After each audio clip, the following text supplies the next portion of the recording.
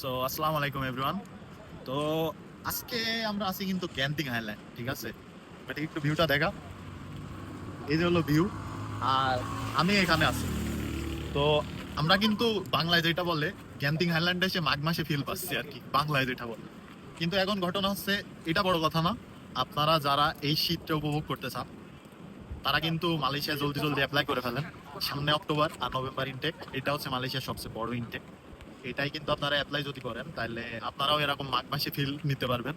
তো যাই হোক, যারা যারা অ্যাপ্লাই করবেন মানে মালয়েশিয়ার ভার্সিটিগুলোতে ব্যাচেলার, পিএইচডি, ডিপ্লোমা এবং মানে বাদ বাকি যেসব সাবজেক্টগুলো আছে সেগুলোতে যদি অ্যাপ্লাই করতে চান অবশ্যই আমার সাথে যোগাযোগ করতে হবে। আমার ফেসবুক পেজ বা আমার হোয়াটসঅ্যাপ নাম্বার দেওয়া থাকবে আমার ফেসবুকে। তো সবাই আমার সাথে যোগাযোগ করতে পারেন কিন্তু জলদি জলদি চলে আসার জন্য। আপনারা কিন্তু খুব কম বাজেটের ভিতরে মানে মিড বাজেটের ভিতরে একটা ভালো ইউনিভার্সিটি যারা খুঁজছেন তারা কিন্তু মালয়েশিয়াতে আসতে পারেন। আর মালয়েশিয়াতে কিন্তু আপনার একটা সেকেন্ড মানে ফার্স্ট একটা ধাপ বলতে পারেন। আপনারা যারা ইউরোপ, ইউএসএ যারা রিজেক্ট খাইছেন তারাও কিন্তু চলে আসতে পারেন, কারণ এখান থেকে যদি আপনারা মানে একটা ডিপ্লোমা বা ডিগ্রি অর্জন করেন, অর্জন করার পরে তারপরে কিন্তু আপনারা এখান থেকে অন্য জায়গায় মুভ করতে আপনাদের ইজি হবে।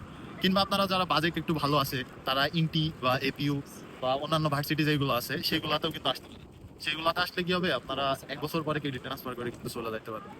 তো যারা যারা অ্যাপ্লাই করবেন তারা অবশ্যই যোগাযোগ করবেন আমার সাথে, যোগাযোগ করতে ভুলবেন না এবং এরকম একটা ভিউ সবাই উপভোগ করতে থাকবেন, ঠিক আছে?